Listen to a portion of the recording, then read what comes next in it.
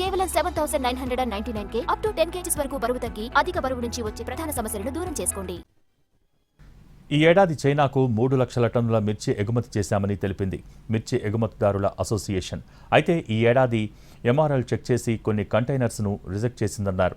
20,000 containers ఎగుమతి చేశామని, reject చేసిన కంటైనర్స్ 60 లోపే ఉన్నాయని చెప్పారు. దీనిపై కేంద్ర ప్రభుత్వంతో మాట్లాడుతున్నామని, భవిష్యత్తులో ఇటువంటి పరిస్థితులు తలెత్తకుండా ఏం చేయాలి అనేది అసోసియేషన్ చర్చించిందని అన్నారు. చైనాలో మొదటిసారి ఇలాంటి పరిస్థితి వచ్చిందన్నారు. 2 లక్షల టన్నులు పోతుంది, 1,70,000 నుంచి 2 లక్షలు పోతుంది. ఈ సంవత్సరం 4 నెలలకే 3 లక్షలు పోయింది. చైనాలో ఈ సంవత్సరం 30% క్రాప్ తగ్గింది కాబట్టి వాళ్ళు కొన్నారు, పెరిగింది దానివల్ల. అయితే 18వ సంవత్సరం 2018, 2019, 2020, 2021లో ఏ రేట్లు ఉన్నాయో ఇప్పుడు కూడా ఏ రేట్లు ఉన్నాయి, తప్పితే తగ్గింది ఏం లేదు.